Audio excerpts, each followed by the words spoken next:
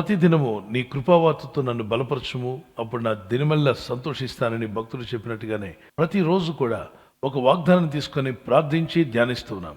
నేటి వాగ్దానము హోషేయ గ్రంథం 2:15. ఆకోరు లోయను నిరీక్షణ ద్వారముగా చేసేదను.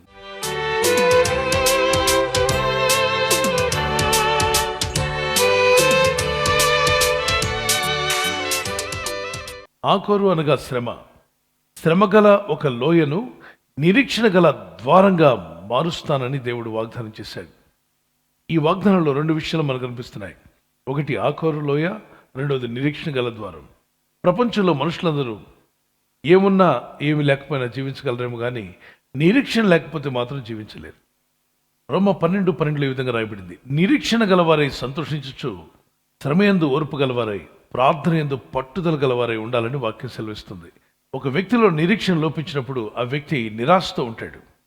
నాకేమీ లేదు, నా వారెవరూ లేరు, నా కొరకు రికమెండేషన్ చేసేవారు, నా పక్షంగా మాట్లాడేవారు ఎవరు నా కొరకు లేరు, ఎవరు నన్ను ప్రేమించట్లేదు, ఎందుకు ఈ లోకం, నేను ఎందుకు ఇంకా జీవించాలి అనుకుంటూ నిరాశతో జీవించే వారికి ఒక మాట, నీకు దేవుడున్నాడు, సృష్టికర్తని దేవుడు నిన్ను ప్రేమిస్తున్నాడు, ఆయన నీకు ఒక వేలుముద్ర ఇచ్చాడు, నీలాంటి వేలుముద్ర గలవారు ప్రపంచంలో ఎవరు లేరు అంటే నిన్ను దేవుడు ఎంత ప్రేమించాడో ఆలోచించి.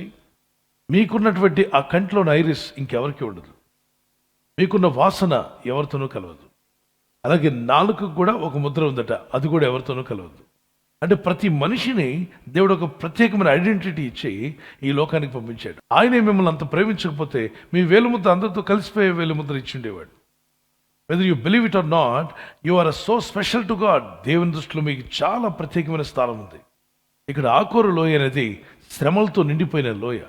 అసలు లోయ అంటేనే భయంకరమైంది. ఒక లోయలో ఉన్న వ్యక్తి ఇక నా జీవితం పైకి రాగలదా అని వేదంతో ఉంటాడు. అలాంటి వ్యక్తితో దేవుడు అంటున్నాడు, ఆకోరు అనే శ్రమగల లోయలో ఉన్న నీ జీవితాన్ని ప్రభు నేను నిరీక్షణ గల ద్వారంగా చేసి నీకు మాత్రమే కాదు మీ ద్వారా అనేకులకు దీవెనకరంగా ఉండడానికి మిమ్మల్ని ఏర్పాటు చేసుకుంటున్నాడు. ఎటు చూసినా నిరీక్షణ లేదు, సమాధానం లేదు, నెమ్మది లేదు, కష్టాలు, బాధలు, ఇబ్బందులు తప్ప ఏమీ కనబట్ల. అంటే ఈ లోయలో పడిపోయిన వ్యక్తికి కనుచూపు మేరకు అంధకారం, ఏ మార్గము కనిపించదు. ఇక నా జీవితం ఇంతేనా, ఇక బయటికి రాలేనా నేను. ఇప్పుడు ఈ వాక్యం వింటున్న నా సహోదరి, మీలో కొందరు ఒక విధమైన లోయలో ఉన్నారు. కొందరు ఆర్థిక ఇబ్బందులు అనే లోయలో ఉండొచ్చు, మరికొంతమంది శ్రమ అనే లోయ, శోధన అనే లోయ, ఇబ్బందులు, వ్యాధి రోగాలనే లోయలో పడిపోయిన వారు. అనేక రకాలైన సమస్యలు మీకు ఎదురవుతుండొచ్చు. అవి లోయలో పడిపోయిన మనిషిలాగే మీ పరిస్థితి ఉందా? ఆ లోయలో నన్ను ఎవరు బయటికి లాగుతారు? ఈ అప్పు బాధలనే లోయలో ఉండిపోయాను, నన్ను బయటికి లాగగలిగిన వారు ఎవరు? ఎప్పుడు నేను బయటికి రాగలను అంటున్న వారికి ప్రభు చెప్తున్నాడు, ఆకోరు లోయలో ఉన్న నా సహోదరి, నేను నిరీక్షణ గల ద్వారంగా చేస్తాను, నేను లేవనెత్తుతాను, విడిపిస్తాను, బాగు చేస్తాను. గాఢాంధకారపు లోయలో సంచరించిన ఉన్నాడు దేవుడు, తప్పక విడిపిస్తాడు. కన్నీటి లోయలో నుండి నిన్ను విడిపించి రక్షించి ఆదుకోగల శక్తిమంతుడని ఈ కీర్తన మాతో కూడా కలిసి పాడండి. గాఢాంధకారములో సంచరించిన కన్నీటి లోయలో మునిగి తేలినా, గాఢాంధకారములో సంచరించిన కన్నీటి లోయలో మునిగి తేలినా, కరుణ లేని లోకము కాదన్నను, కరుణ లేని లోకము కాదన్నను, కన్నీరు తుడుచును నన్ను కొన్నవాడు ఉన్నాడు, దేవుడు నాకు తోడు, విడనాడెన్నడు ఎడబాయడు, ఉన్నాడు దేవుడు నాకు తోడు, విడనాడెన్నడు ఎడబాయడు. నిరీక్షణ కలిగి ఉండండి అని వాక్యం సెలవిస్తుంది. నిరీక్షణ అంటే ఇంగ్లీష్లో హోప్ అంటాం.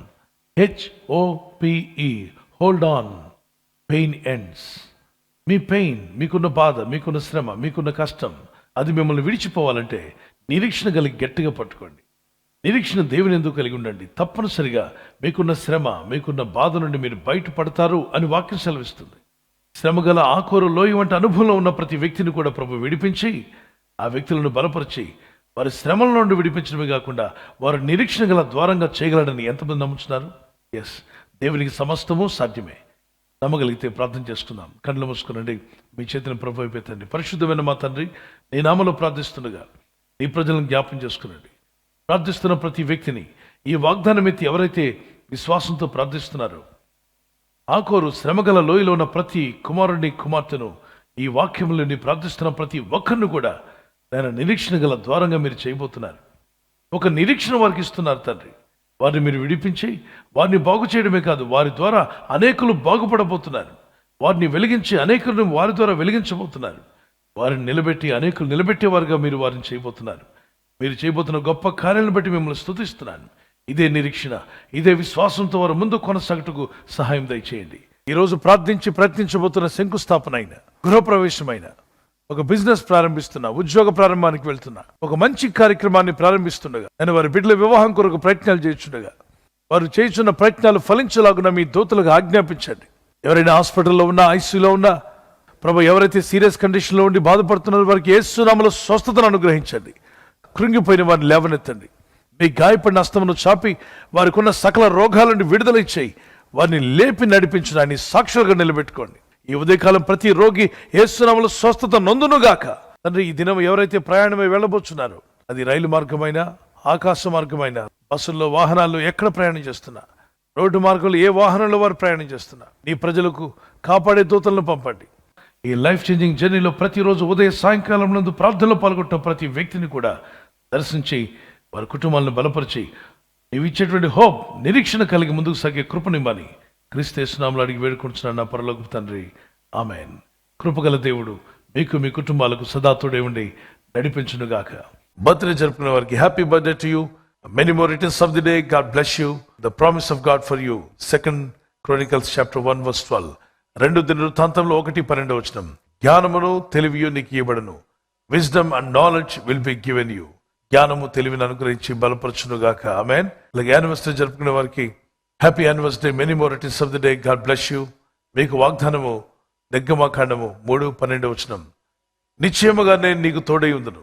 I will be with you. నేను మీతో కూడా ఉంటానని చెప్పిన వాగ్దానాన్ని పట్టుకొని భార్యాభర్తలు ఇద్దరూ ప్రార్థించండి. భర్త భార్యను ప్రేమించాలి, దానికి లోబడండి. భార్య భర్తకు లోబడాలి, అది వాక్యానుసారం. ఈ రెండింటిని మర్చిపోకండి. భార్య ఖచ్చితంగా భర్తకు లోబడాలి, అది మీకు దీవెన, మీ కుటుంబానికి మేలు. మీ ఇద్దరు ఈ చిన్న వాక్యాలకు రెండింటికి లోబడగలిగితే మీ కుటుంబం అద్భుతంగా ఉంటుంది, సమాధానంగా ఉంటుంది, దీవెనకరంగా ఉంటుంది. Many more returns of the day. God bless you. మీరు అనేక యానివర్సరీలు చేసుకునే సహాయము, కృప ప్రభు మీకు దయచేయునుగాక. ఆమేన్. ఉన్నాడు దేవుడు నాకు తోడు, విడనాడెన్నడు ఎడబాయడు. ఉన్నాడు దేవుడు నాకు తోడు, విడనాడెన్నడు ఎడబాయడు. కష్టాలలోనా నష్టాలలోనా వేదనలోనా శోధనలోనా ఉన్నాడు దేవుడు నాకు తోడు, విడనాడెన్నడు ఎడబాయడు. హల్లెలూయా హల్లెలూయా హల్లెలూయా హల్లెలూయా హల్లెలూయా హల్లెలూయా హల్లెలూయా హల్లెలూయా. ఛానల్ ను మీరు సబ్స్క్రైబ్ చేసుకోవడం వలన 2 పనులు జరుగుతున్నాయి. ఒకటి, సువార్త జరుగుతున్నది, ఆత్మలు రక్షించబడుతున్నాయి. రెండవది, పేదలకు, అనాథలకు ఈ ఛానల్ ద్వారా సహకారం అందించడం జరుగుతుంది. మనం సబ్స్క్రైబ్ చేసుకోవడం వలన అందరికీ సహాయం చేసిన వారమవుతున్నాం. ఖచ్చితంగా ఈ యూట్యూబ్ ఛానల్ ను సబ్స్క్రైబ్ చేసుకొని బెల్ బటన్ ను క్లిక్ చేయండి. మీకు వెంటనే మెసేజెస్ పంపబడతాయి.